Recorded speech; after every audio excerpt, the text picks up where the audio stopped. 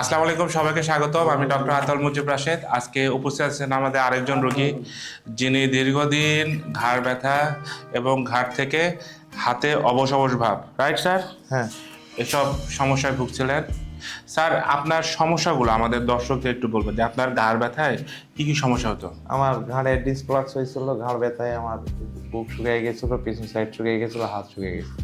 এবং হাতে বোধ বা ঝিঝি কেমন ছিল? হ্যাঁ, এই দুই লগে আঙ্গুলে একবার ঝেঁঝি ছিল, ঝিঝি ছিল। অবস্থা অনেকটাই কেটে গেছে। স্যার, আপনার কোন কোন জায়গায় চিকিৎসা করছিলেন? আমি রাজশাহীতে চিকিৎসা করছি। রাজশাহীতে চিকিৎসা করছিলেন। দর্শক, ওনার অ্যাকচুয়ালি সার্ভাইকাল ডিস্ক প্রলাপস অর্থাৎ পিসিআইডি সমস্যা ভুগছিলেন। আমাদের এখানে স্যার টোটাল 6টা অ্যাডভান্স আকুপাঞ্চার, সাথে ইলেকট্রিক্যাল আকুপাঞ্চার এবং ম্যানিপুলেশন চিকিৎসা নেয়।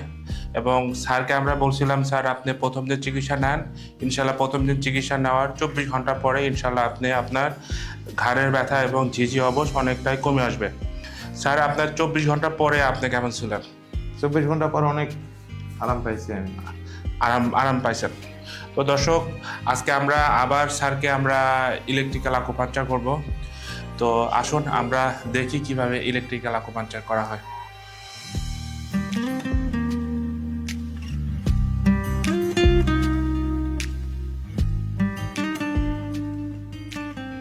আমরা আকুপাঞ্চার সিলেক্টিভ পয়েন্টে প্রথমে আকুপাঞ্চার করে নিচ্ছি। এরপর আমরা আকুপাঞ্চারের করার পরে এইগুলোতে স্টিমুলেশন দিয়ে দেব।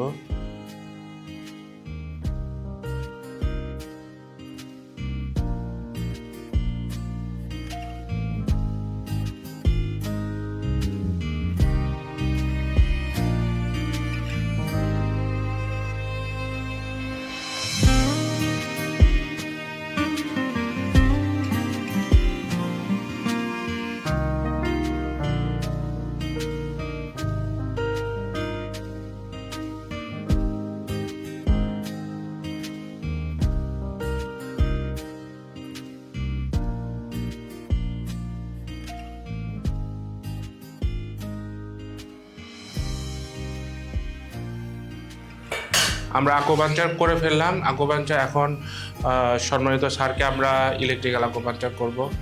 তো দর্শক, যারা আমাদের সম্মানিত স্যারের মতো সার্ভাইকাল ডিস্ক প্রলাপস অর্থাৎ পিসিআইডি সমস্যায় ভুগছেন, যে ঘাড়ে ব্যথা, ঘাড় থেকে ব্যথা কোনো একটা হাতে আসতেছে এবং সর্বশেষ আঙ্গুলের ঝিঝি অবশ, কোনো কিছু ধরতে পারেন না বা কোনো কিছু কাজ করতে পারে না, বা কলম দিয়ে লিখতে গেলে হাত ঝিঝি করে, অবশ করে, তারা আমাদের এখানে অ্যাডভান্স আকুপাঞ্চার চিকিৎসা নিতে পারেন।